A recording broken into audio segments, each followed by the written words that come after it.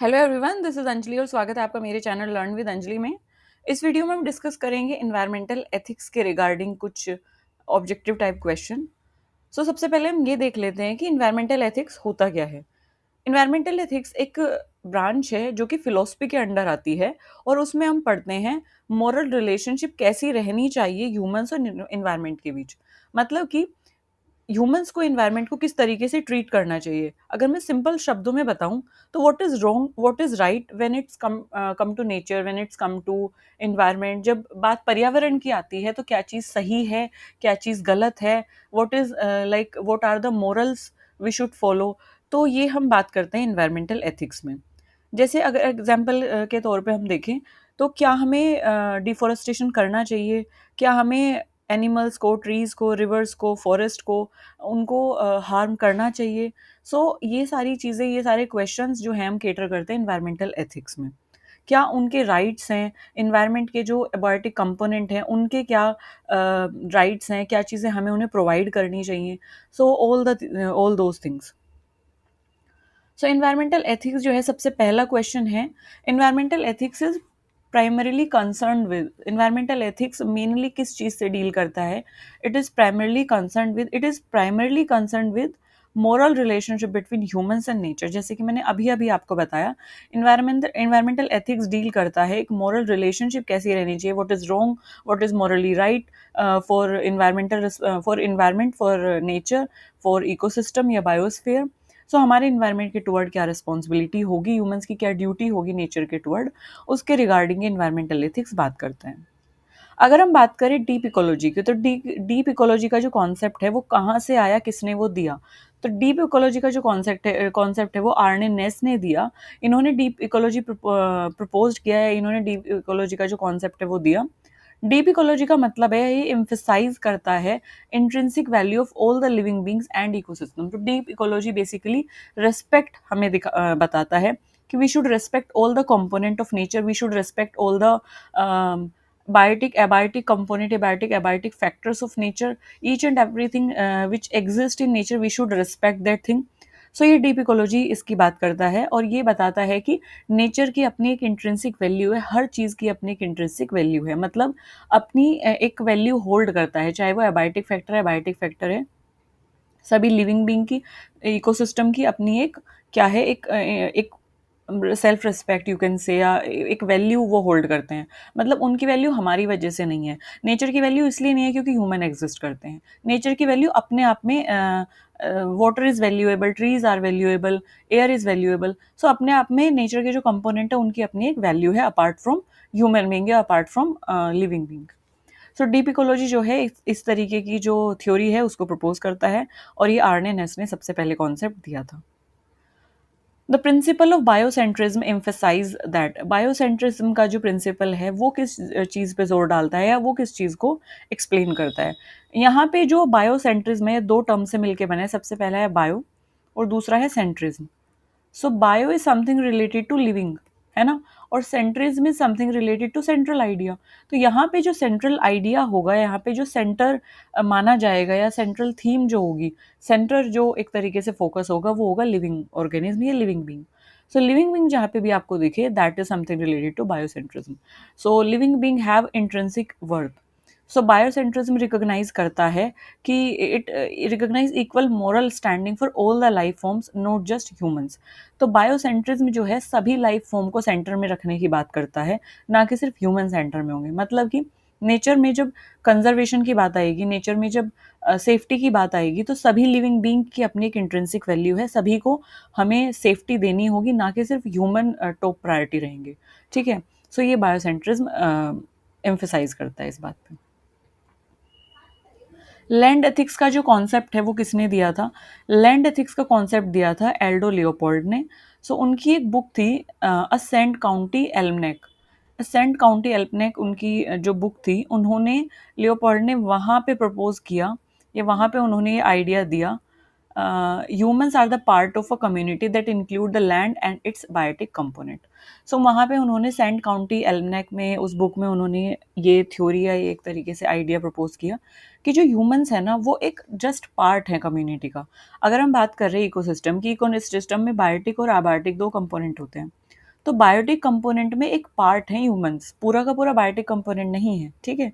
So they are the part of the community, और उस community में हमारे अदर बायोटिक कंपोनेंट और साथ ही साथ लैंड यानी कि अबायोटिक कंपोनेंट भी आ जाता है। सो ये जो लैंड एथिक का कॉन्सेप्ट था, वहाँ से उन्होंने ये बात बोली, और इसीलिए क्योंकि लैंड एथिक इसी को इसलिए बोला गया कि बायोटिक कंपोनेंट रहते कहाँ पे हैं, अल्टीमेटली कहीं ना कहीं लैंड वो ऑक्यूपाई करेंगे। So that include land also, तो लैंड एथिक्स का कॉन्सेप्ट ये बन गया। एंथ्रोपोसेंट्रिज्म जो है, एंथ्रोपोसेंट्रिज्म किस चीज़ को रेफर करता है? जैसे अभी अभी ऊपर हमने देखा बायोसेंट्रिज्म, तो उसी तरीके से एंथ्रोपोसेंट्रिज्म है। अगर आपने एक शॉर्ट मैंने अपलोड की थी जिसमें हमने एंथ्रोपोजेनिक एक्टिविटी के बारे में डिस्कस किया था, आप नाम से उसको सर्च करेंगे मिल जाएगी। सबसे पहले हम एंथ्रोपोजेनिक एक्टिविटीज़ या एंथ्रोपोजेनिक का मतलब समझते हैं। जब हम एंथ्रोपोजेनिक की बात करते हैं ना, तो एंथ्रोपोजेनिक का मतलब होता है something which is related to human, human से जो रिलेटेड है। अब anthro is something related to human centric, मतलब सेंटर हमने किसको माना है, ह्यूमन को माना है।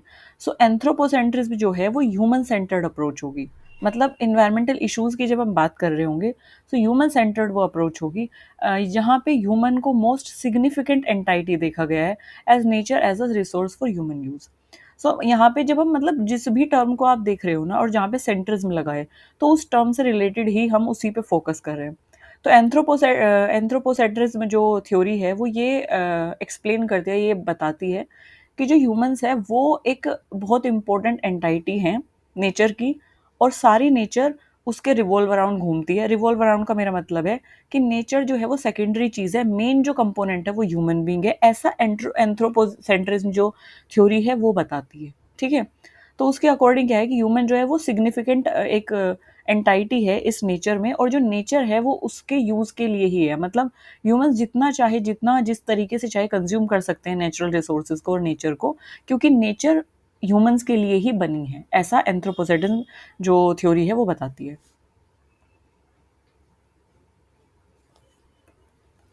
Next question we have, which philosophy believes that nature should be preserved for its own sake, not just for human use? कौन सी philosophy है जो ये बताती है, इस चीज़ में बिलीव रखती है कि नेचर को हमें प्रिजर्व करना चाहिए, बट हमें इसलिए प्रिजर्व करना चाहिए क्योंकि नेचर को प्रिजर्व करना है क्योंकि उसकी अपनी एक इंट्रिंसिक वैल्यू है।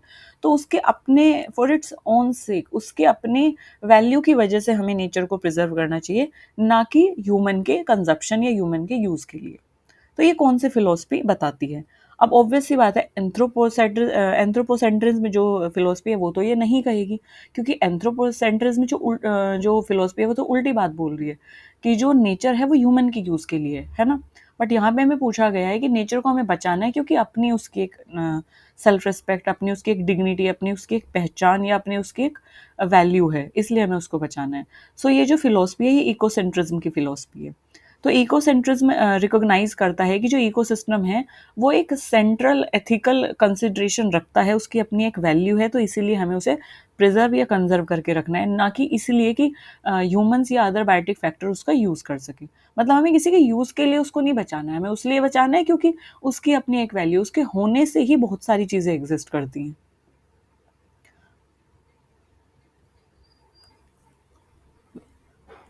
सो एन इकोसेंट्रिज्म जो थ्योरी है वो नेचर के हर कंपोनेंट की क्या करती है, नेचर के हर कंपोनेंट की वैल्यू करना हमें बताती है। रिचेल कार्सन जो है, Rachel Carson ethical concern was highlighted in her book. तो रिचेल कार्सन जो है एक लेडी हैं, और she is like well known environmentalist. So उनकी एक बुक थी और उन्होंने उसमें किस एथिकल कंसर्न को हाईलाइट किया था। सो उनकी जो बुक थी, उनकी बुक का नाम था साइलेंट स्प्रिंग, ठीक है। तो साइलेंट स्प्रिंग जो है, that book raised ethical concern about pesticide. So DDT करके एक पेस्टिसाइड, बहुत हार्मफुल पेस्टिसाइड है। साइलेंट स्प्रिंग में उन्होंने उस पेस्टिसाइड की बात की थी। तो उस पेस्टिसाइड से जो भी बायो एक्यूमुलेशन, बायो मैग्निफिकेशन होता है, so Rachel Carson ethical concern was highlighted in her like silent spring book about the use of pesticide, and how it is going to impact, or how it was impact and it will impact in future to the biotic factor of the component. So किस तरीके से impact डालेगा wild life पे और ecosystem पे। Environmental justice include, environmental justice जो है वो क्या चीज़ को हम एनवायरमेंटल जस्टिस कहेंगे? It include what thing? तो equality in access to environmental benefits and protection from harm.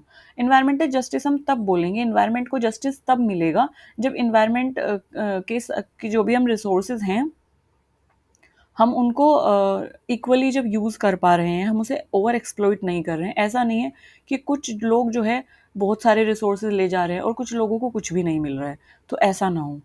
So equality होनी चाहिए in access to environmental benefits, और इसके साथ साथ जो है प्रोटेक्शन मिलनी चाहिए एनवायरमेंट को जो भी हार्मफुल एक्टिविटीज़ हैं उनसे।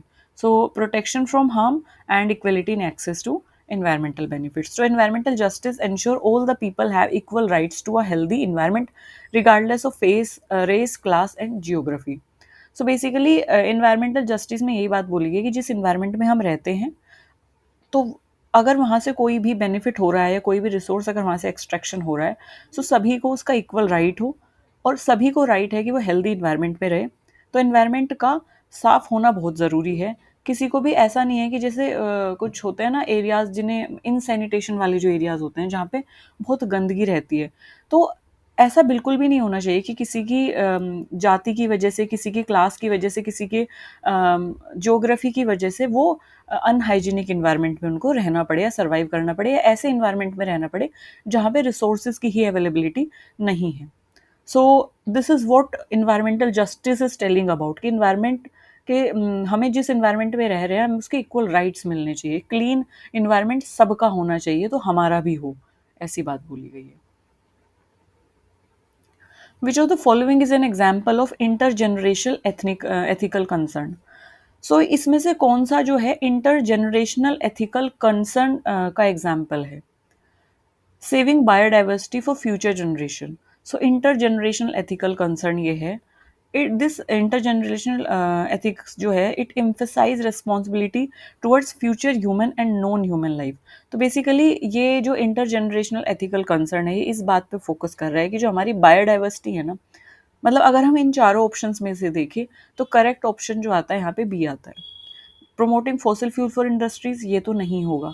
ओवर यूज करना है ग्राउंड वाटर का, बिल्कुल भी नहीं करना है। डिफॉरेस्टेशन करना है, नहीं करना है। तो आपको कीवर्ड्स देखने हैं। इसमें बोला है कि फॉसिल फ्यूल को प्रमोट करना है, फॉसिल फ्यूल तो नॉन रिन्यूएबल है ना। ओवर यूज करना है, गलत हो गया। डिफॉरेस्टेशन करना है, नहीं। सो इन चारों ऑप्शन में से बी ऑप्शन जो है वो कंपैरेटिवली सही आंसर है। तो saving biodiversity for future generation, तो ये बात बोली गई है कि जब हम एथिकल कंसर्न की बात कर रहे हैं तो इंटरजेनरेशनल का मतलब है कि आज की जनरेशन को क्या ऐसा करना है कि आने वाली जनरेशन के लिए चीज़ें बची रहें। सो हमें क्या करना है, बायोडाइवर्सिटी को फ्यूचर जनरेशन के लिए सेव करना है, और यही हमारी एथिकल यही हमारा एक एथिक है और यही हमारी एक रिस्पॉन्सिबिलिटी है फ्यूचर की जो ह्यूमन लाइफ है उनके लिए या नॉन ह्यूमन लाइफ जो है उनके लिए भी। The precautionary principle in environmental ethics implies, जो प्रिकॉशनरी प्रिंसिपल है एनवायरमेंटल एथिक्स में वो किस चीज़ पे जोर देता है? Taking preventative action in the face of uncertainty. Precautionary की बात बोली गई। प्रिकॉशनरी मतलब कि कोई चीज़ होने से पहले ही उस चीज़ के लिए ध्यान रखना कि कोई घटना घटित ना हो, कोई बुरी घटना घटित ना हो। सो वही बात बोली गई कि हमें प्रिवेंटेटिव मेजर लेके रखने हैं in the face of uncertainty. The principle encourages anticipatory action to avoid to avoid harm when scientific understanding is incomplete. तो ये बात बोली गई है कि साइंटिफिक अंडरस्टैंडिंग के साथ हमें चीज़ों को करना है और एंटिसिपेटरी एक्शन लेना है ताकि कोई भी हार्म ना हो नेचर में फ्यूचर में जाके। जैसे हम सिंपल से एग्जांपल लेते हैं, मिथाइल आइसोसाइनेट रिलीज होने से भोपाल गैस ट्रेजेडी हुई थी, ठीक है, 1984 में। अगर हमें चीज़ों की नॉलेज होती, अगर हमें पता होता कि किसके रिएक्शन से क्या गैस रिलीज़ होगी, अगर हमारे जो लेबर है वो स्किल्ड होती, ये number of things are there, तो अगर हम अवेयर होते पहले से ही तो इतनी बड़ी जो ट्रेजेडी है वो ना होती कहीं ना कहीं, है ना। सो वही बात बोली गई कि प्रिवेंटेटिव एक्शन लेने हैं तो प्रिकॉशनरी प्रिंसिपल इसी चीज़ पर ध्यान देता है कि प्रिकॉशनरी प्रिंसिपल के थ्रू हमें प्रिवेंटेटिव एक्शन लेने हैं ताकि अनसर्टेनिटीज़ ना हो।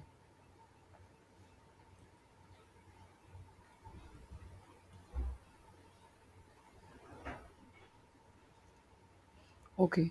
So this is it in this video. Thank you for listening me so patiently. If you have any query, drop that query in the comment section.